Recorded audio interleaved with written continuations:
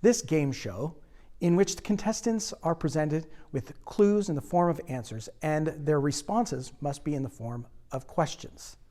What is Jeopardy? Jeopardy started in 1964 as a daytime game show, and the one version that we have now, which airs early evening, started in the late 70s.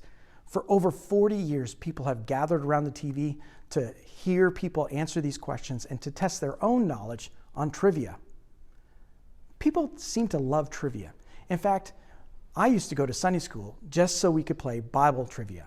We would be really good in class, listen well, so we could get through the lesson as fast as possible so that we could play Bible trivia.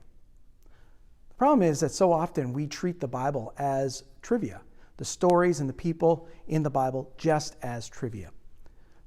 God didn't intend that to be the case. He intended those stories of people to impact our stories.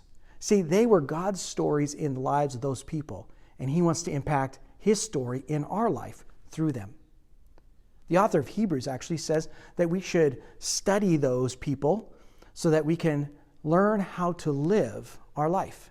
And that means even studying those who don't finish well.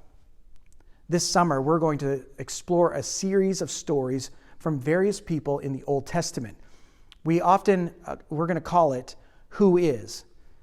Discovering the often forgotten people of the Old Testament and learning how they can impact our story. Now, when we look at the Old Testament, we often look at the big names, right? We look at Abraham and Moses and David. But in this series, we're going to look at those who are often unknown, maybe not well known by many people. So we're going to look at, instead of looking at David, for example, we're going to look at his good friend Jonathan. Instead of looking at the prophet Elijah, we're going to look at his mentee Elisha. Instead of looking at King Solomon, we're going to look at his son Rehoboam and see what we can learn from them and how God wants to impact our story through their story. So join us each Sunday at 10:30 a.m., either here at the church or on streaming and through the internet, for a time of worship and learning together. Hope to see you there.